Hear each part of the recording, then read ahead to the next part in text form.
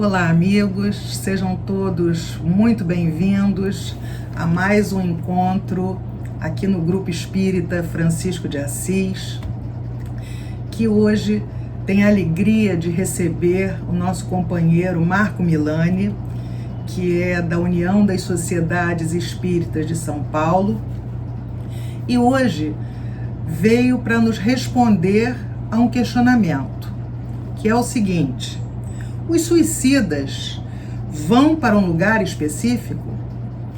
Mas antes que a gente ouça aquilo que o Marco tem a nos dizer, vamos agora fazer uma prece. Então, vamos pedir aos amigos espirituais dessa casa que nos envolvam e vamos dizer assim: Mestre Jesus, amigo de todos os momentos, nós agradecemos por mais essa oportunidade de estarmos aqui neste momento, reunidos, escutando as mensagens tão importantes que com certeza chegarão até nós através do nosso amigo Marco. O que pedimos é que estejamos com os nossos corações e a nossa razão abertos para que possamos internalizar todos os ensinamentos que chegarão para nós nesse dia de hoje. Que assim seja, graças a Deus.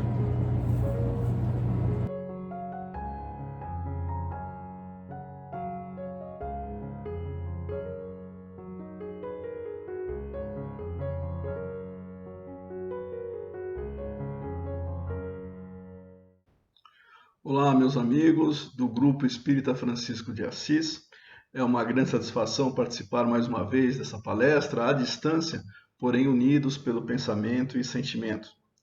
A questão que nos foi colocada hoje para nós discorrermos é uma questão provocativa. A nossa palestra, o título dela é Para onde vão os suicidas? É uma questão provocativa porque dá a entender que existiria algum lugar especial, algum tipo de região destinada a receber pessoas que cometeram tal ato. E não somente este, né? É muito comum existirem na literatura espiritualista em geral, principalmente em romances, nós temos relatos de regiões supostamente preparadas, aonde seriam atraídos espíritos que tivessem feito ou cometido algum tipo de ato em particular, aonde elas se encontrariam e compartilhariam o seu momento de dor e sofrimento. Nós vamos discorrer sobre isso, conversando sobre alguns aspectos que podem contribuir para esclarecer. Será que existe mesmo algum lugar definido onde as pessoas que cometeram não somente o ato do suicídio, mas também outros atos que seriam transgressões das leis de Deus, onde elas se reuniriam em particular? Essa é a questão que nós vamos tratar agora. E para isso, nós vamos trabalhar justamente o conceito, começando pelo suicídio, né? O que seria essa definição que nós vamos entender sobre suicídio, que é tirar a própria vida, é atentar contra a continuidade da sua encarnação atual de maneira voluntária. E essa questão dos suicidas sempre vai trabalhar aquela ideia de intenção, de motivação, de efeitos e também daquilo que a pessoa compreendia sobre os seus atos. Mas vamos ver o que os espíritos nos ensinam a esse respeito. No Livro dos Espíritos, das questões 943 até a 957, nós temos a apresentação dessas características. O que seria o suicídio, como é que se relacionaria nesse processo das leis divinas, né, das leis naturais. Então começa na questão 944, aonde já se afirma que o suicídio voluntário seria uma transgressão, um comprometimento às leis de Deus. Todos nós sabemos que quando se fala leis de Deus, seriam as leis naturais que regem o universo. E na questão 952, aí a gente já tem mais uma informação importante para nós trabalharmos, para nós usarmos nas nossas reflexões. Diz que o homem vítima do abuso de suas paixões, que ele sabe, elas apressarão o seu fim, mas não resiste, porque o hábito que adotou-se, o hábito fez delas verdadeiras necessidades fisiológicas. Esta pessoa comete um suicídio moral. Vejam que os espíritos estão usando a terminologia suicídio moral para aqueles atos recorrentes onde a pessoa sabe que isso vai desgastar o seu corpo ou a sua integridade e vai abreviar o seu tempo de existência na Terra. Os espíritos estão relacionando isso ao que chama-se suicídio moral. A pessoa não luta, ela não resiste a esse hábito, a essa rotina que causa para ela uma redução da sua expectativa de vida necessariamente. E os espíritos dizem: as penas são sempre proporcionais à consciência que se tem das faltas cometidas. Então vejam que não basta nós acharmos que o ato em si vai gerar uma consequência igual para todos. Não vai. Cada um vai responder, vai defrontar-se com as consequências de seus atos mediante o conhecimento que possuía sobre essa situação, sobre a intenção que teve, a consciência que ela tinha do ato em si. E é interessante falar de consciência, né? Porque aqui está dizendo lucidez, né? Significa você ter ciência plena daquilo que você está fazendo, que está vinculado à responsabilidade. Quanto mais responsabilidade se tem sobre o ato, claro, mais responsável em termos de consequências, né, nós vamos gerar para nós nos defrontarmos com ela. E a pergunta 621, ela nos mostra, inclusive, que como as leis de Deus estão inscritas na consciência, nós sabemos que tudo aquilo que fazemos, inconscientemente, quase que por uma questão de intuição, nós temos a impressão se aquilo é certo ou se aquilo é errado, se aquilo é bom, se aquilo é mal, que vai nos prejudicar. Mas isso cada um vai responder por si só. Continuando no esclarecimento dos espíritos, nós encontramos na questão 955 que as mulheres, dando um exemplo, né, que em determinadas culturas as mulheres elas eram obrigadas quase, né, porque o ambiente daquela sociedade existiam hábitos e costumes que faziam com que elas, se o marido falecesse, que elas se queimassem, se martirizassem, se queimassem sobre o cadáver do marido. Isso está na questão 955. Hábitos antigos, ultrapassados, né, mas que existiam em termos de referência para vínculo, né, entre as pessoas aqui, mas sem uma conotação espiritual mais plena. Eles acreditavam que, uma vez que o marido tenha morrido, desencarnado na ocasião, a mulher, para se vincular também nesse processo, ela se mataria para acompanhar o marido. Claro que isso é uma barbárie, mas é um hábito que, sim, existia em termos de conduta social. Essas mulheres, elas não necessariamente seriam ou teriam as consequências de alguém que procurou abreviar a sua vida para fugir de alguma situação mais embaraçosa, mais desgostosa que ela se encontrasse. Vejam que o ambiente cultural tem a responsabilidade de influenciar aquilo que era feito. Então, não temos que entender que essa ação que as mulheres dessa sociedade, que na questão 955 estão sendo lembradas, elas buscavam ou queriam se matar, ou queriam cometer o suicídio por si só. Elas acreditavam que estavam cumprindo um dever. Então, vejam que a intenção ela já é diferente, a própria consequência do ato não quer dizer que não possa haver reflexo. Mas o ambiente, a época, a cultura, tudo isso vai influenciar no processo do suicídio. E aqui eu até faço uma lembrança. Quem não recorda, né, quem não sabe que o nosso filósofo, um dos mais populares da humanidade, né, Sócrates foi condenado a se matar. Sócrates ele foi acusado, né, de subversão das ideias, né, e dentro de uma questão legal, ele foi condenado a tomar um veneno, que é a cicuta, né, e ele tomou. Ele mesmo ingeriu o veneno. Veja que o ato de você pegar uma taça de veneno e você tomar, o que você está fazendo? Você sabe que você vai morrer e isso não deixa de ser uma ação suicida. Porém, qual é a intenção que está sendo feita? Sócrates estava cumprindo a lei. Sócrates acreditava na lei. Ele valorizava o dever. Vejam que ele não tinha intenção de se matar por si só. Ele estava cumprindo a lei da mesma maneira que as mulheres, na questão 955, cumpriram a lei social, a lei que regia os costumes da época. Portanto, tudo isso faz com que nós tenhamos diferentes aspectos do ato em si. Então, continuando. Na questão 957, as consequências do suicídio são diversas, isso é destacado de maneira bastante clara, né? E vai deixar muito relacionada a esta responsabilidade que nós estamos destacando aqui, e alguns, que os espíritos nos dizem, eles expiam as suas supostas faltas quase que imediatamente, enquanto outros vão levar existências para recompensar ou para quase que expurgar esse malefício que foi gerado para si mesmo. Então vejam que as próprias consequências são muito diferentes. E nós estamos dizendo isso porque imagina que alguém tenha lido ou ouvido falar que a pessoa que comete suicídio vai para algum tipo de ambiente, né, que na literatura romanceada poderia se dizer vai para o Vale dos Suicidas ou qualquer outra região dessa natureza.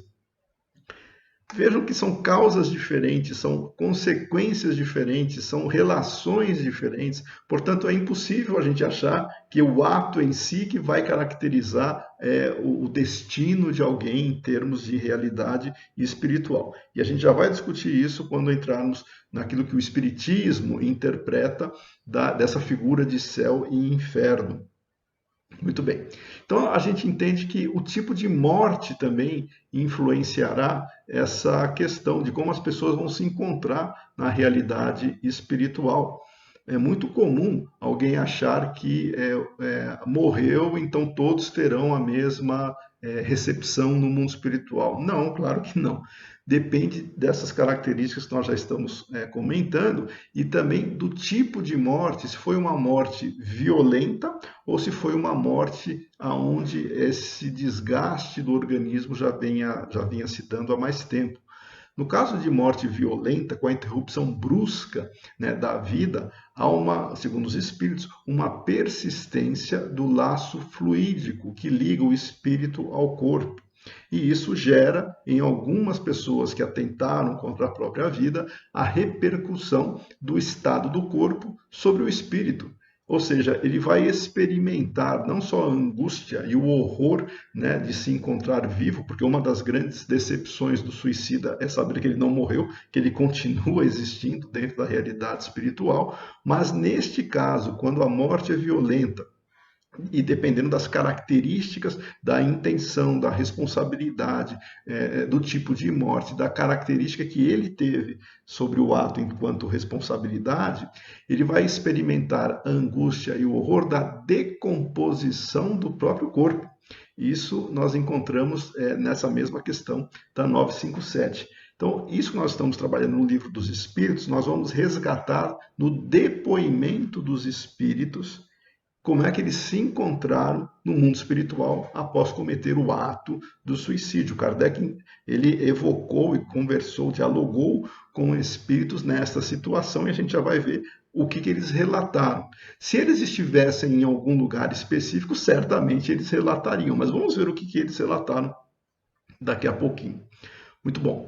É importante também destacar que vários desses relatos eles foram reunidos, claro, Kardec publicou isso, principalmente nos livros Céu e Inferno, mas na Revista Espírita também nós encontramos vários desses casos, inclusive casos que foram parar no Céu e Inferno foram publicados na Revista Espírita também, porque a Revista Espírita era como se fosse o registro de Kardec das suas atividades rotineiras, em termos de desenvolvimento dos conceitos, em termos de elementos que poderiam nos ajudar a compreender o desenvolvimento do próprio espiritismo, o movimento espírita na ocasião, correspondência que ele trocava, informações pessoais, informações que ele relatava ali, comunicações de espíritos, mas que não necessariamente se constituiria no ensinamento dos espíritos, porque o ensinamento dos espíritos, que Kardec publicou nas chamadas obras fundamentais, eles convergiam, eles aglutinavam um conceito onde existia a concordância, que Kardec chamou de concordância universal.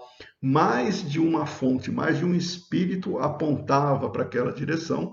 Kardec, via observação e usando o critério racional também, ele convergiu para uma resposta que ele chamou de ensinamento dos espíritos.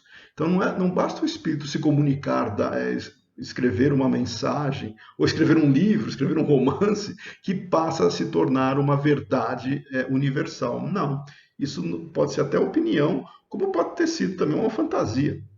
Então nós temos que já aproveitar esse momento para reforçar a realidade espiritual descrita por Kardec, é a realidade espiritual que vários espíritos eles sinalizaram, descreveram, eles apontaram, e Kardec, pela observação e pelo uso da razão, ele considerou que fosse pertinente e que fosse convergente para esse ensinamento. Quando um espírito ou poucos espíritos tinham informações que colidiam com isso, Kardec sabia que isso era possível, porque os espíritos podem ter opiniões diferentes, ele simplesmente deixava de lado até que os fatos comprovassem se estaria certo ou não. Então, esses que foram publicados nas obras fundamentais são elementos que passaram pelo escrutínio da razão e da concordância universal. Na Revista Espírita de julho de 62, é uma notícia bem interessante que Kardec coloca, porque é feita, na verdade é publicada, né, na ocasião, em um jornal de Paris, a chamada uma estatística de suicídios na França. E se discorre, né, quais seriam os motivos, quantos homens, quantas mulheres, né, a proporção que isso estava sendo feito. E essa estatística aponta-se que na ocasião, na época, né, de Kardec, entre 3 e 4 mil atos que foram concretizados de suicídio foram registrados por ano de média.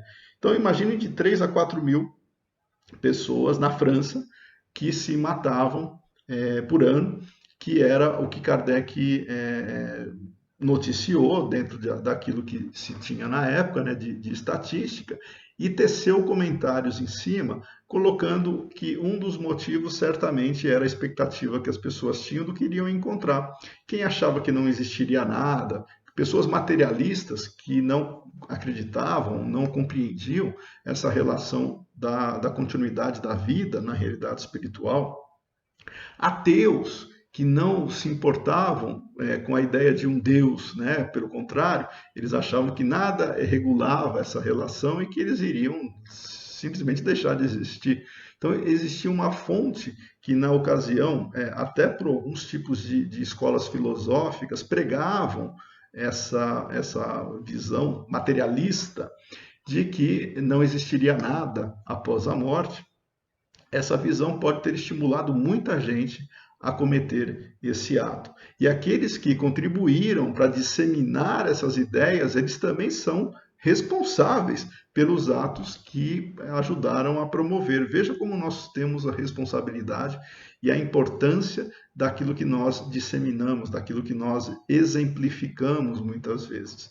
Quantas pessoas que não acreditavam mais numa situação futura e, diante de algum revés ou de alguma dor ou desconforto material, simplesmente tiravam a sua vida e de maneira pública, e isso pode ter incentivado outras pessoas, inclusive, a fazerem a mesma coisa. Então, o processo que nós temos, ele é muito delicado em termos de influência, em termos de responsabilidades. Não é só aquele que atenta contra a sua vida, são os fatores que levaram a isso e como ele resistiu ou como ele enfrentou isso, e as pessoas que influenciaram, encarnadas e desencarnadas, nesse processo também. E nesse artigo da Revista Espírita é interessante também que Kardec ele aponta que o espiritismo ele proporcionaria, e como ele proporciona, a chamada coragem moral.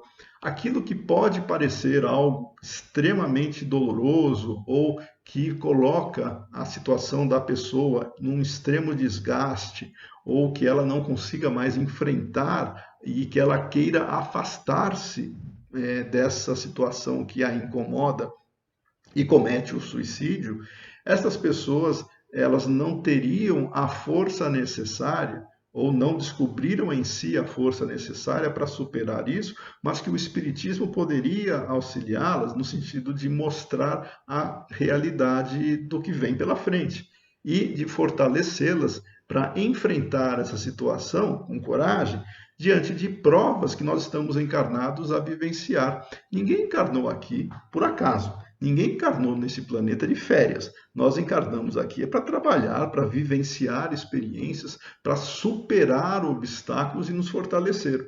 Esse é o objetivo da encarnação. Quem acha que encarnou só para ter uma vida de deleite, para desfrutar prazeres e ter aquilo que se esperaria em termos de conforto na visão do homem, né? Sem ter a perspectiva do amanhã, essa pessoa ela pode entrar em caminhos que vão prejudicá-la, inclusive, como reação daquilo que fez. Nós seremos responsáveis por todos os nossos atos e quem vai nos julgar é a própria consciência.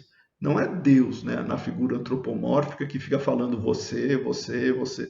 Somos nós que nos julgamos, porque, como comentamos anteriormente, as leis de Deus estão escritas na consciência. Então não tem como nós fugirmos disso. Nós temos um tribunal. Nós somos praticamente o tribunal que vai nos defrontar contra os nossos atos, contra aquilo que acertamos, contra aquilo que erramos, contra aquilo que temos que vencer, temos que vivenciar futuramente para superá-los até conseguirmos nos passar, né? Até termos essa superação do que precisamos aprender. Então, o Espiritismo propicia a coragem moral e nos mostra de maneira também bastante objetiva, bastante sincera, as consequências e com os seus agravantes ou atenuantes, porque tudo pode configurar dentro de um aspecto específico, há aqueles que o sofrimento é temporário claro, dentro de um aspecto moral, e aqueles que vão perdurar muito mais tempo sofrendo daquilo que cometeram. Isso varia de espírito para espírito, conforme a intenção, o tipo de morte, o que fez, as características do ambiente, o aspecto cultural, tudo isso faz parte do processo, tá? Então, as tribulações da vida, elas são ao mesmo tempo expiações de faltas cometidas no passado e provas para o futuro. E quanto mais nós superarmos essas situações, mais nós nos afastamos de revivê-las ou de passarmos de novo por elas para aprender. Aquele que não aprende, aquele que não aproveita a oportunidade vai se defrontar de novo com características semelhantes, às vezes em situações mais dolorosas ainda, para aprender a superar. Na Revista Espírita de junho de 68, tem uma mensagem bem interessante, que se chama, o título da mensagem é A Morte do Senhor Bizet, que é um padre, né, que também era a cura de Sétif, né, o local. Esse padre, ele diz o seguinte, nessa comunicação dele de junho de 68, ele diz lá: encontrei lá em cima, segundo as palavras dele, vejam que é um padre, claro que ele vai ter toda a conotação católica, no caso, para representar o ambiente onde ele estava, mas não quer dizer que esse ambiente corresponda detalhadamente à visão católica de céu e inferno. Mas o que o padre diz quando ele foi evocado, né? Ele diz que encontrou infelizes que morreram nas torturas da fome, ainda procurando em vão satisfazer uma necessidade imaginária. O que o padre está dizendo? Que ele se deparou com espíritos que, atormentados pelo momento que passaram enquanto encarnados da fome, eles em vão tentavam satisfazer uma necessidade imaginária, nas palavras do padre, lutando uns contra os outros para arrancar um pouco de comida que se esconde nas suas mãos, dilacerando-se uns aos outros e assim o padre se diz quase que entredevorando-se, né? E ele diz que era uma cena horrorosa, uma cena pavorosa, de pessoas lutando por comida e se devorando, né? Então, vejam que essa imagem que o padre relatou é uma situação onde espíritos presos num ambiente ainda de dor, mas ligados à matéria, eles reproduziam situações e expressavam as suas angústias psíquicas nessas imagens, nessas situações, e ele diz que eram necessidades imaginárias, porque o espírito em si, ele não precisa comer, né? O espírito em si não depende de alimentação orgânica ou alguma coisa dessa natureza para ele se manter vivo, porque ele já está vivo, ele não precisa disso.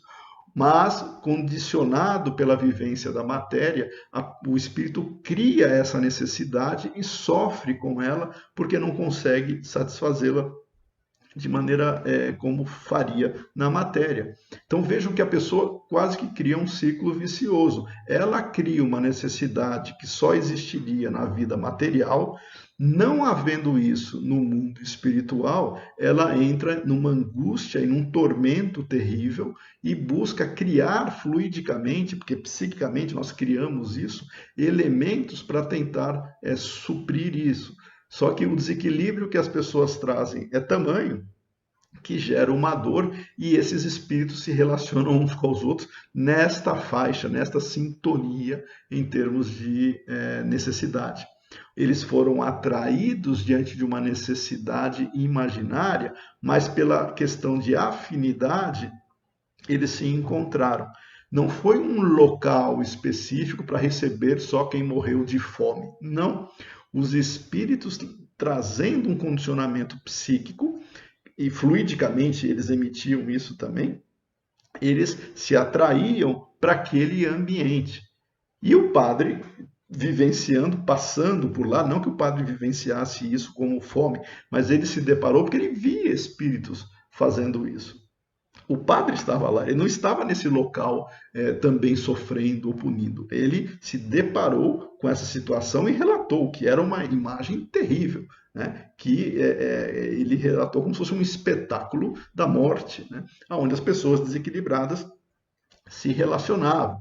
E aí Kardec faz um comentário extremamente pertinente para nós entendermos a nossa proposta aqui da palestra. Tá? Kardec diz o seguinte: deixando seu envoltório carnal, certos espíritos continuam a vida terrena, com as mesmas vicissitudes durante o tempo mais ou menos longo. Ou seja, o espírito desencarna, mas ele continua psiquicamente vinculado aos hábitos e costumes que ele possuía, ligados à matéria. Ou seja, no processo da fome, né, como foram esses espíritos relatados, aí, que eles morreram enquanto estavam encarnados de fome, foi tão marcante para esses espíritos e, no caso deles, muito ligados à matéria, dado o seu nível evolutivo, que eles reproduziam esse processo e essa cena mesmo desencarnados. E eles geravam dor e sofrimento para eles mesmos. Isso é aquilo que o relato dos espíritos vem trazer e que se faz uma ilusão, nas palavras de Kardec e os próprios espíritos confirmando, uma ilusão da necessidade da carne de se fazer sentir. E eles têm todas as angústias de uma necessidade impossível de saciar. Ou seja, eles aparentemente se sentem encarnados com fome, mas não conseguem comer. Então eles entram no tormento e no terror da fome que eles vivenciaram. E aí a gente tem uma das questões da chamada expiação. A pessoa ela vai entrar diretamente na consequência de seus atos, porque ela direcionou para este momento toda a sua atenção, toda a sua preocupação, sem se vincular de alguma maneira à realidade espiritual. Não é porque a pessoa passou fome que todas vão vivenciar isso, não. Mas somente aquelas que de alguma maneira se ligavam exclusivamente na matéria, sem qualquer tipo de vínculo ou de ligação ou de abertura, vamos chamar assim, à realidade espiritual, para que elas pudessem encontrar forças para superar esses desafios. De novo, são provas e expiações que nós vivenciamos na Terra, não é nenhum vitimismo. Ah, tadinho deles, se eles estivessem num ambiente mais farto de elementos materiais, eles não teriam essa dor e angústia. Se eles trazem isso em si, isso só foi o gatilho para despertar. Então nós vamos nos deparar sim com situações onde dentro de nós alguma coisa vai nos mostrar como efetivamente nós estamos. Quantas pessoas aparentemente estão bem, estão aparentemente equilibradas, até o momento que alguma coisa acontece na vida dessa pessoa e ela se mostra na sua plenitude. Ou seja, estava dormente, até que apareceu uma situação, que foi o gatilho, para ela se mostrar como ela é. E aí ela tem que conviver com isso e se deparar com as consequências desse processo. Nós não enganamos o espírito, nós não enganamos a realidade espiritual, muito menos as leis naturais. Se nós temos que vencer a nós mesmos, nós temos que nos deparar em como nós somos necessariamente. Então, os espíritos ainda muito presos à matéria, eles vivem quase uma situação mista. Eles acham que estão no corpo, vivendo, né, aquela questão, a experiência terrestre, mas estão na realidade no mundo espiritual e não conseguem satisfazer estas situações. E o Kardec diz que para alguns espíritos isso é transitório, pouco tempo, poucas horas, para alguns dias, outros meses, alguns anos, e isso vai variando conforme o estado moral do indivíduo. Vejam que é proporcional à relação que o espírito possui, e ele não foi atraído para nenhum lugar geográfico em particular para vivenciar esses momentos. Nós podemos ter pessoas próximas, um ao lado do outro, vivenciando o inferno que ele mesmo criou, porque céu e inferno são estados conscienciais. E o outro, estando numa situação muito mais equilibrada. Alguém diria, não, esse aqui está num ambiente, numa região tal. Não, eles estão próximos, se fossem falar em termos de relação espacial, porém, psiquicamente, um está no inferno e o outro estaria numa condição melhor. Vejam que Kardec já traz para reflexão essa necessidade de revivermos isso internamente, não externamente, dado algum tipo de ambiente. E as evocações que Kardec fez centenas de evocações de espíritos sofredores, inclusive suicidas, que descreveram a situação que eles se encontravam. Ele publicou algumas delas, ele separava quais das comunicações ele iria colocar que eram representativas de todas as demais. Então, quando a gente vê meia dúzia, né, no Céu e Inferno a gente vai ver 9 casos de espíritos de suicidas. Esses 9 casos de suicídio, eles representam centenas de comunicações que Kardec se deparou com espíritos vivenciando situações dolorosas dessa maneira. Ou seja, não são casos esporádicos. E aí entra o critério da universalidade que Kardec sempre se pautou. Ele evocava espíritos em diferentes condições, e no livro Céu e Inferno, que é uma obra-prima do Espiritismo, todas as obras são, mas o livro Céu e Inferno em particular, para quem quiser conhecer com uma maneira mais profunda a questão não só filosófica do porvir, do céu, do que se chamaria de céu, do que se chamaria de inferno, nós temos que encontrar nesse livro o desdobramento da justiça divina. Tanto uma situação bem prática, né, para aqueles que querem estudar Espiritismo de maneira mais ampla. Entendam que o Livro dos Espíritos ele é a pedra angular do Espiritismo. Quando Kardec lança o Livro dos Espíritos em 1857, inicialmente com 501 questões, e depois ele desenvolveu, né, para 1019, como é a que nós conhecemos hoje, Nas 4 partes do Livro dos Espíritos, nós encontramos os elementos essenciais que depois foram desdobrados nas obras que nós encontramos posteriores, chamadas fundamentais. Então, nós temos o Livro dos Espíritos com toda a filosofia, toda a essência, os princípios e valores espíritas, que se desdobram nas demais obras. Por exemplo, no livro o seguinte, né, que Kardec publicou em 1861, que foi o Livro dos Médiuns, oriundos, né, das instruções práticas das manifestações espíritas, né? O Livro dos Médiuns, ele trabalha especificamente a questão da vida do mundo espírita, né, que é a parte 2 do Livro dos Espíritos. Então, o Livro dos Médiuns está muito ligado à parte 2 do Livro dos Espíritos, segunda parte. O Evangelho segundo o Espiritismo, que foi a obra de 1864, né? Quando Kardec trabalha a questão moral do Espiritismo, ele trabalha a parte 3, as leis morais, que está lá no Livro dos Espíritos. Então ele ele desdobra as leis morais e apresenta a sua aplicação, seguindo aí a moral cristã com um exemplo.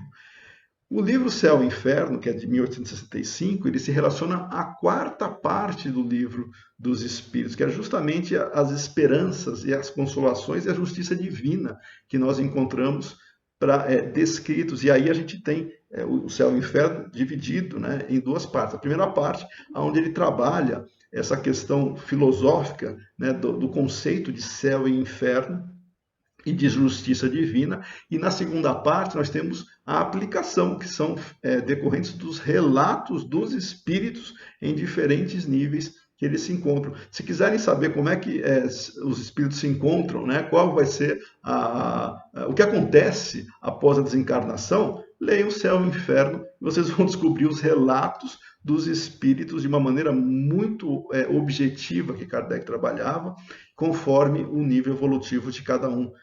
Cada um vai se deparar com essa realidade conforme as suas próprias características. E no caso dos suicidas, no livro Céu e Inferno, está na segunda parte, né, que são dos relatos, no capítulo 5º, onde só trata dos suicidas. E só para fechar essa relação de estudo, né, que eu tinha comentado, a primeira parte do Livro dos Espíritos, né, as causas primeiras, essa foi desdobrada no último livro da codificação, que é a Gênese, publicada em 68. Tá? Então vejam que nós podemos estudar as 5 obras fundamentais, partindo do Livro dos Espíritos e se relacionando com todas as demais, de uma maneira conjunta. Não precisa ser sequencial.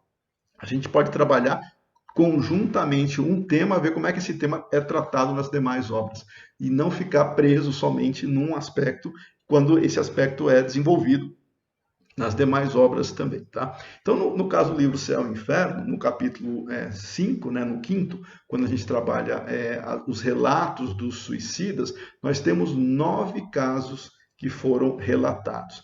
Eu vou comentar rapidamente os 9 casos, só para a gente entender o que eles encontraram, o que eles diziam, e até que ponto a gente pode chamar que onde eles diziam se encontrar seria um tal de Vale dos Suicidas, ou seria qualquer umbral, ou qualquer outro nome que na literatura romanceada se chamaria, mas que não encontra respaldo nesses relatos. Vamos ver. O primeiro caso de suicida que nós temos ali é chamado suicida da Samaritana, né? Então, esse espírito, o relato que ele dava, ele ainda se achava vivo. Veja que ele cometeu o ato em si, né, no sentido de afastar-se dos problemas que ele tinha enquanto vivo, né, enquanto encarnado, mas depois que ele desencarnou, no relato, quando ele foi evocado para Kardec, ele declarou que achava-se vivo, ele não achava que tinha morrido, só que ele estava preso em um caixão, sufocando e sentindo os vermes lhe devorarem. Veja que o tormento que ele estava vivendo, ele se acreditava vivo, ou seja, que o suicídio não tinha sido levado a cabo com a expectativa que ele tinha de se afastar, né, ou não existir nada da dor e sofrimento. Ele se achava preso num caixão, sufocando e sentindo os vermes lhe devorarem, que está completamente de acordo com o que nós vimos lá no livro dos Espíritos, quando nós estávamos relatando a questão dos suicidas com o apego à matéria, que fluidicamente ele se sente preso à matéria e passa psiquicamente a interagir nessa situação. E veja que é uma dor psíquica, não é orgânica, ele não sente os vermes de devorarem porque efetivamente é uma ligação material, não é uma ligação psíquica que ele cria, dado fluidicamente, né, o envolvimento que ele teria com o corpo, e essa percepção ele relata. Mas essa percepção não é exclusiva dos suicidas, porque depende, de novo, né, de variáveis como a consciência da falta, o tipo de morte, atenuantes e agravantes, etc. Vários outros casos de espíritos sofredores, mas presos ainda, né, tiveram uma vida muito voltada para a sensação da matéria, esses espíritos relatavam a mesma coisa, que estavam se sentindo presos ao corpo aonde eles habitavam, e muitos deles relatando, inclusive, a atuação da decomposição do corpo. Então, não é uma coisa exclusiva de alguns tipos de suicídios, não, ou de espíritos que se suicidaram. São para todos aqueles que psiquicamente se sentem ligados e que passaram a vida se dedicando às questões materiais sem qualquer tipo de conexão ou de conexão que eu digo, de preocupação ou de dedicação à realidade espiritual, enquanto desenvolvimento moral. Tá? Muitas pessoas acham que isso é uma coisa automática. Não é automática, depende de espírito para espírito, então, portanto, não é qualquer um que vai vivenciar isso. São aqueles que se sentem apegados à matéria. Quem viveu pensando com um conceito, uma concepção materialista do mundo, tende a se dedicar exclusivamente às questões da matéria, né? E se ainda tiver exacerbado o orgulho, o egoísmo, aí sim que a questão moral vai lhe prejudicar. Então vejam que tem várias situações que vão fazer um espírito que se diz sofredor vivenciar experiências de dor, mas não dor física, dor dito psíquica, ou até a dor moral, caso tenha cometido algum tipo de transgressão das leis divinas. Tá?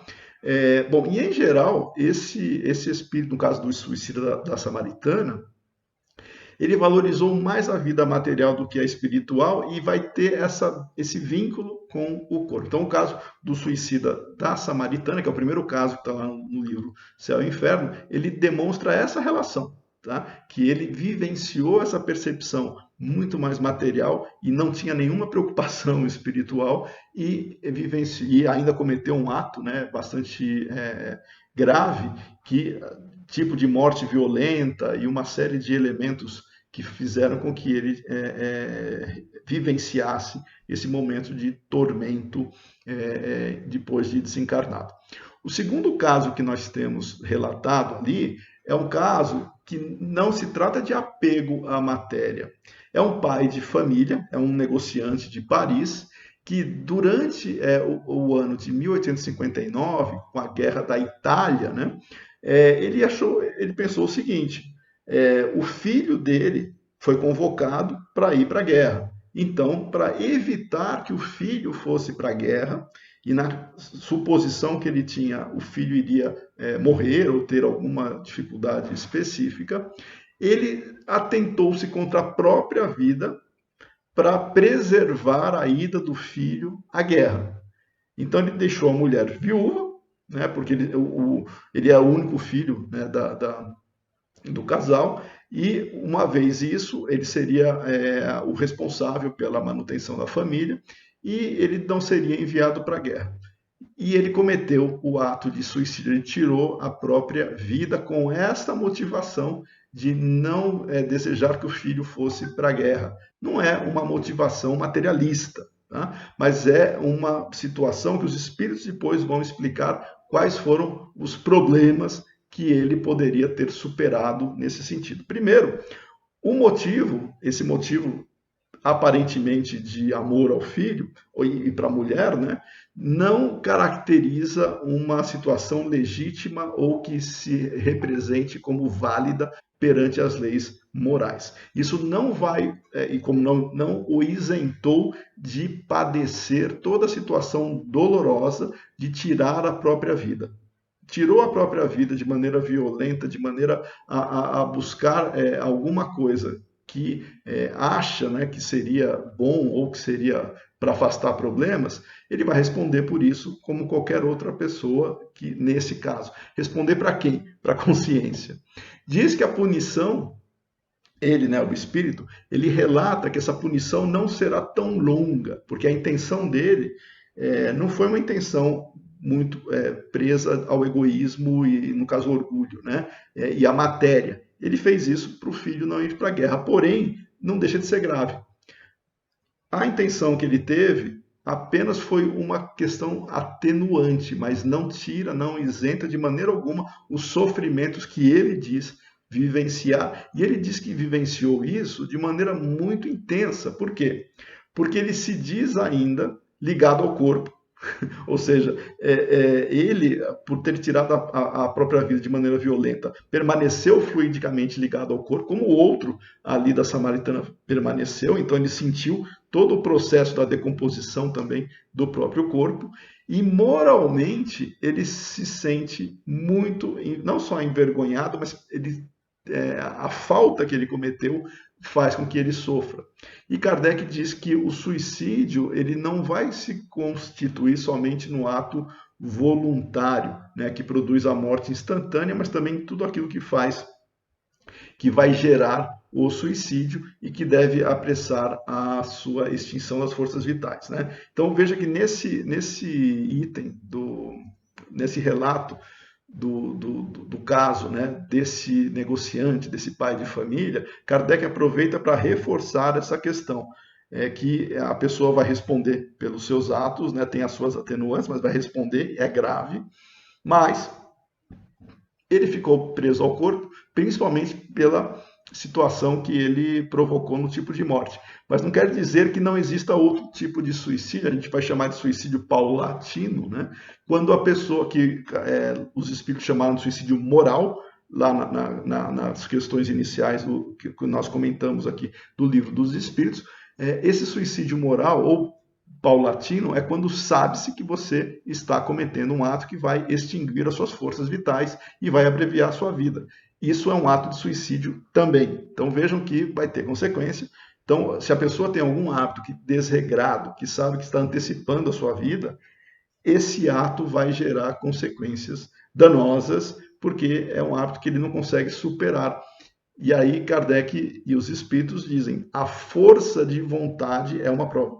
Você tentar superar isso é uma prova. Você buscar força na prece é um caminho que se tem também e nunca ninguém está desamparado nesse sentido.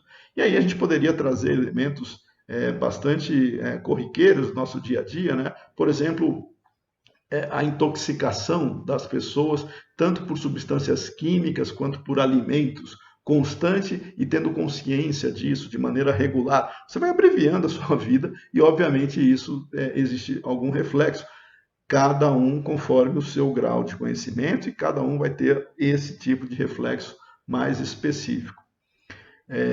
Outro ensinamento importante que nós temos no Céu e Inferno, no terceiro caso, que é o François Simon Louvet, o dele foi a sensação da morte, foi a punição dele. Ele se jogou, ele estava numa situação difícil financeiramente, não estava tendo amparo, ele se jogou de um penhasco, né, caiu sobre as pedras, e o que ele relatou de tormento é que ele se vê caindo incessantemente sobre as pedras, sobre os rochedos.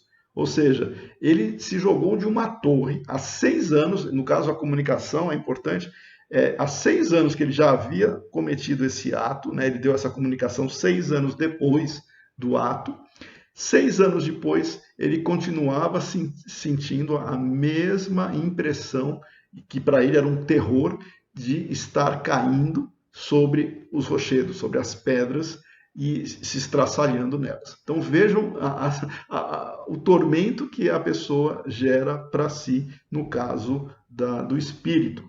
Ele não foi para nenhum lugar específico. Quando perguntado para esses casos, né, tanto lá o da Samaritana, quanto esse do pai que se matou por causa do filho, quanto o do François Louvet, ninguém falou eu estou num vale onde só tem suicida. Ninguém falou nada disso. Eles simplesmente dizem que estão ou na escuridão, ou que vêm outras pessoas que zombam deles, mas que não é um lugar específico. Tem pessoas que eles não conseguem ver, porque eles não têm estrutura moral, né, para ver a todos de maneira mais intensa. Então vejam que não é um local, é a situação psíquica da pessoa. Aonde eles se encontram? Encontram no mundo espiritual, sofrendo por si, com criações fluídicas que eles possam fazer, eventualmente, mas não que eles vão ou foram destinados para algum lugar em particular. Tanto é que todos eles foram evocados. Quando Kardec evocou, eles foram. Se eles estivessem em algum lugar incomunicáveis, né, ou em algum lugar específico, como é que eles seriam trazidos para se comunicar? Não daria, né? Então eles foram. Quando se evoca, se faz uma ligação mental. Claro que no caso de Kardec, nas sessões que ele fazia, ele contava com o auxílio dos espíritos protetores da reunião, né, dos guias, dos médiuns, né, do guia de Kardec, que traziam os espíritos para fazer esse relato, e nenhum deles disse que estava em algum lugar específico, como se fosse uma tradição católica até, né, do purgatório, do inferno e tal. Alguns relatam a palavra inferno, porque não tem outra para se dizer, mas eles criaram o inferno para si, não que exista esta região geográfica. O quarto caso que se tem ali é de uma mãe que viu seu filho de 21 anos falecer nos seus braços, fruto de uma doença, já que o filho possuía.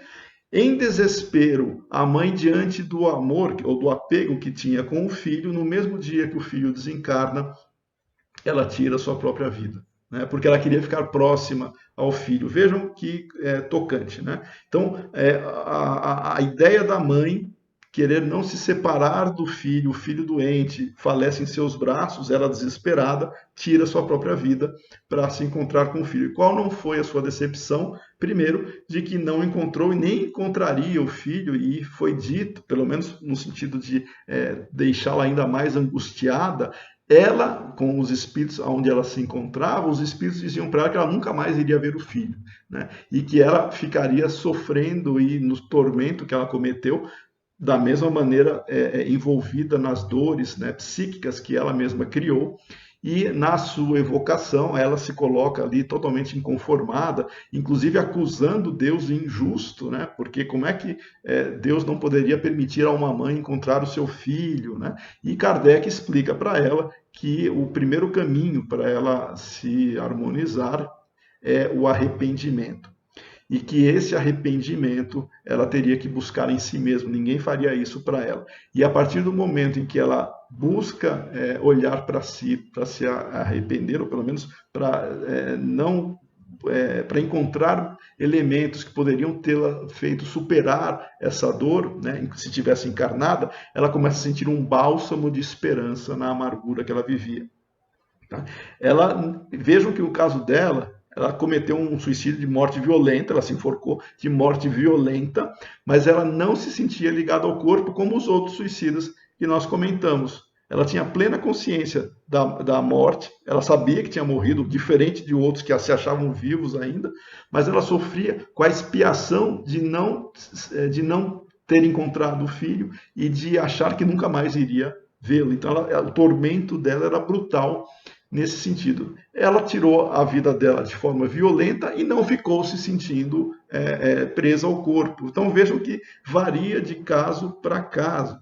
E não é uma situação que as pessoas vão classificar de maneira quadradinha, né? Fez isso, vai acontecer aquilo. Cada caso é um caso, mas uma coisa é certa. Agiu contra a própria vida, o tormento ele existe, e aí vai entrar as atenuantes e os agravantes nesse processo. Tá? O quinto caso, estou controlando o tempo aqui, até para a gente não passar muito, o quinto caso que tem no Céu e Inferno olha só, era um casal, na verdade era um jovem, né, e uma moça, que eles tinham uma atração, eles eram enamorados, né, um pelo outro, só que, dadas as pressões sociais, a moça, né, inclusive os pais da moça, a direcionaram para casar com uma outra pessoa, que por sinal era até amigo do rapaz. E o rapaz, diante daquela situação, ele opta por casar também com uma moça, né? Mas ambos continuaram se vendo, porque eles eram amigos, as famílias eram amigas, né? Só que eles continuavam nutrindo sentimentos de afeição mútua um pelo outro. E esse sentimento também estava devorando cada um deles, porque eles não queriam cometer um ato de traição, porque eles queriam manter a sua posição de fidelidade perante os seus parceiros, mas corroía essa vontade de estar próximo um ao outro. E eles, num determinado momento, tiveram a oportunidade de trocar essas ideias, que estavam se torturando emocionalmente, e eles decidiram tirar a própria vida, ambos, simultaneamente, para não, primeiro, cometer a traição com seus parceiros a quem eles respeitavam, e para acabar com esse tormento de um querer ficar com o outro, né? Aparentemente é uma história de amor, mas não é nada história de amor. Tanto é que quando eles desencarnaram, né, houve o relato, né, da evocação e da manifestação, e o que foi relatado primeiro, que eles não se encontravam, ninguém se encontraria no mundo espiritual, em função até de uma questão de coerência, né, porque a perturbação tamanha e estando relacionados uns com os outros, eles não tinham como se ver, e essa perturbação psíquica acabava com eles durante um processo de reconforto, vamos chamar assim. Eles não tinham paz interior, porque não é a punição do ato em si que faz com que a pessoa automaticamente já se recobre plenamente a consciência.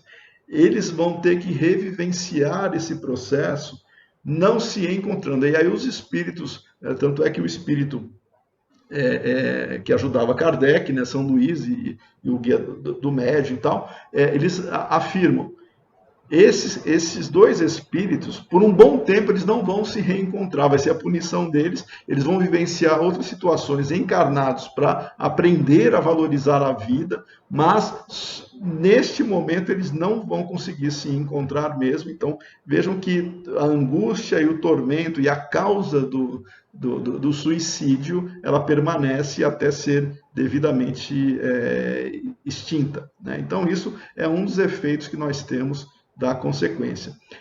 E são casos, são motivações diferentes, né, que geraram esse suicídio. É importante a gente destacar isso para não achar que também que o suicídio é só por desgosto com a vida. Tem vários casos, né, que vão levar a isso. Os outros casos que nós temos, são 9 casos, né? O sexto caso também é uma situação de ciúme, de amor, que basicamente era um casal, eles estavam noivos, tá? Eles estavam noivos, só que em um determinado momento eles brigaram, aí o noivo arrependido, quis voltar para a moça aproveitou esse momento e não quis voltar com ele, dizia que não queria, não gostava mais dele, e simplesmente o rapaz, desesperançado, né, tentando voltar para a moça, ele comete suicídio diante da recusa dela, tá? Como prova, né, de que ele gostava dela. E a moça também, ela entendeu que aquilo, ela era responsável, porque São Luís veio dizer que ela nunca amou aquele rapaz, mas aproveitou essa oportunidade para cortar qualquer esperança, né, ou não concretizar o casamento, mas tinha iludido o rapaz em termos de expectativa de que poderiam vir a se casar em algum momento. E aí São Luís diz que esta mulher, esta moça, ela também é responsável pelo suicídio do rapaz. Vejam que ela tem parcela e sofre por isso também. E o homem, né, o rapaz, ele na evocação diz que a paixão o cegou e ele se arrepende de ter cometido aquilo porque ela não merecia. Então veja que o espírito vai tomando consciência, mas isso não justifica, né, o ato de tirar a própria vida. O importante é que se tome consciência da valorização da vida e não de tirar a própria vida, e aí se coloca a responsabilidade dos envolvidos nessa parte. E os dois últimos, um é um ateu, né, que só tem as iniciais, é o senhor JBD, né, que ele era materialista, ateu convicto, né, e acha que ao morrer não existiria mais nada. A punição dele foi descobrir que existia, e ele todas as convicções que ele possuía foram por água abaixo, e ele tinha que enfrentar com humildade, né, e ele estava resistindo a isso, porque ele ainda era orgulhoso, a realidade espiritual e a existência de Deus. E nesse item é importante colocar que os espíritos dizem que a prova dele, ele já havia cometido suicídio em encarnações anteriores, e que a prova dele seria justamente, como o outro caso também, mas a prova dele, quando a pessoa é orgulhosa, quando ela é materialista, a prova é não ter a intuição da vida espiritual. Ou seja, nós todos espíritos, claro que a gente já tem trânsito no mundo espiritual, a gente participa do mundo espiritual constantemente. Mas o fato da pessoa ser convicta de que não há realidade espiritual e não ter nenhuma intuição nesse sentido, mesmo sendo espírito, é uma prova que a pessoa vivencia para aprender a superar essa situação em termos de humildade e para combater a crença do materialismo. Veja que é uma prova, você não tem intuição nenhuma da realidade espiritual e mesmo assim ter que superar. Tá? E por último é o senhor Felician, que esse senhor, Kardec até o conhecia, esse senhor, ele também, só que no caso dele ele já teve uma tendência suicida. Essa encarnação, mesmo ele tendo uma vida confortável, uma vida, vamos dizer, feliz, que aconteceu um revés, onde ele perdeu a fortuna dele, mas que ele poderia, obviamente, ele era respeitado, ele tinha condições de rever isso, mas ele optou pela desencarnação, por tirar a própria vida. Como ele não resistiu à tentação do suicídio, no caso, né, os espíritos dizem que ele vai ter que vivenciar outras situações onde ele será tentado a praticar suicídio de novo e vivenciar todos os problemas que isso tem. Ele mesmo relata, né, os dramas, as angústias, as dores que ele teve, mas nenhum deles teve essa situação de dizer que se encontrava em algum lugar geográfico. Eu falei 9, né? Então o último caso é do Antoine Bell, né?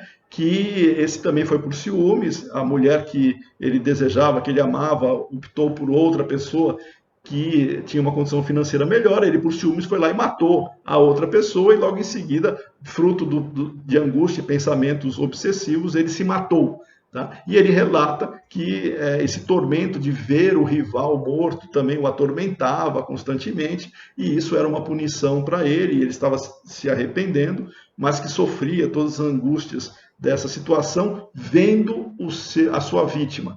E é interessante que boa parte das pessoas, não nesse capítulo, mas de espíritos que relataram estar totalmente angustiados e sofrendo, por terem matado, por terem assassinado alguém, o maior tormento de todos eles é reviver o ato e ver a vítima. Ao se deparar com a vítima, eles se sentem totalmente angustiados, com medo, com o terror, né, e com a vergonha daquilo que fizeram. Então vejam que cada um vai vivenciar situações diferentes. Mas resumindo, pelo nosso tempo também não dá para explorar mais, mas nenhum dos casos, em nenhum deles, alguém relatou: eu estou no vale do suicídio, ou estou no umbral, estou numa região onde só tem suicida. Nenhum deles relatou isso, nenhum deles. Se nós não temos relatos de situações onde lugares, né, que na literatura romanceada foram bem popularizados, de que seriam encaminhados espíritos daquela natureza, nós não podemos afirmar e nem sair por aí dizendo que a pessoa que cometer isso vai para esse ou aquele lugar. Não existe região geográfica. E aí eu convido a todos a lerem a primeira parte do livro Céu e Inferno, onde se esclarece com muita clareza, muita objetividade, que inexistem essas regiões específicas. preparadas para este ou aquele tipo de morte. Não existe isso em termos de relato. Os espíritos, eles interagem uns com os outros no mundo espiritual, claro, por afinidade, isso sim, por afinidade com certeza, mas não pelo tipo de morte especificamente. Então vejam que é diferente você se relacionar numa comunidade por afinidade, seja ela boa ou má, mas por afinidade, do que você se relacionar só porque você teve esse tipo de morte, então vai para esse tipo de lugar. Não é assim que funciona, que os espíritos se dizem. Nós estaremos numa pleiade de espíritos, mas ligados por pensamentos, né, por afinidades, vivenciando ou o caso da felicidade ou da harmonia interior, que seria o chamado céu, ou o tormento que nós mesmos criamos para nós, diante dos atos e das besteiras e barbaridades que nós cometemos, que vão reagir diante do nosso tribunal, que é a própria consciência. Então, respondendo e fechando a nossa palestra aqui, não existe um lugar geográfico ou específico que os espíritos possam ter relatado ou apontado nas centenas de mensagens que nós temos, aonde seriam responsáveis por receber ou por abrigar determinado tipo de desencarne. Não existe isso especificamente nos relatos que nós temos nas obras da codificação. Mas nós sabemos que os espíritos se atraem mutuamente por afinidade. E aí sim, nós podemos ter comunidades de espíritos que erraram juntos, por exemplo, e estão juntos, no caso, sofrendo com seus próprios tormentos. Mas isso não quer dizer que se caracterize aí um local com um nome específico. Existem, sim, regiões onde os espíritos ali vão caracterizar o nível de harmonia ou não fluídica que estão sendo gerado, inclusive as criações fluídicas que eles vão fazer. Isso não tem a ver com um nome de um local específico para receber a todos. Então, para onde vão os espíritas suicidas? Para nenhum lugar em particular. Eles se defrontarão consigo mesmos, aonde eles se exporão, aonde eles trarão as características deles para serem trabalhadas, para serem confrontadas com a própria consciência, em sintonia com espíritos afins. Então, esta é a nossa palestra de hoje. Quero agradecer, passei um pouquinho do tempo, viu, Marta? Passei um pouco do tempo, mas peço a compreensão de todos. E para finalizar a nossa palestra, né, foi nos pedido para ler um poema nesse sentido, e eu escolhi um poema que tem a ver com o nosso tema, obviamente, é um poema vinculado a questão da valorização da vida, que está no primeiro livro de Chico Xavier, chamado Parnaso de Além-Túmulo, e esse poema se chama Pensamentos Espíritas, né? Foi um poema recebido mediunicamente, de Casimiro Cunha, um poeta carioca, né? Fluminense, um poeta fluminense da cidade de Vassouras, né? Então, muito bem, eu vou ler aqui o pensamento do Casimiro Cunha, que é sobre, obviamente, a valorização da vida. Dobram sinos afinados, ou seja, ao dia definados, com mágoa e desolação, porque não sabem que a morte é a nossa libertação. Toda a esperança da fé que vive com a caridade é realizada no mundo da eterna felicidade. A palavra que retens é tua serva querida, mas aquela que te foge é dona da tua vida. Todo suicida presume que a morte é o fim do amargor, sem saber que o desespero é porta para outra dor. Quem sofre resignado após a morte descansa. Quem luta sem naufragar, verá de certo a bonança. Quem tem a flor da humildade medrando no coração, tem o jardim das virtudes, da suprema perfeição. Volve ao céu todo piedoso, coração que andas ferido. Deus cura todas as chagas do mal que tens padecido. Muita paz a todos.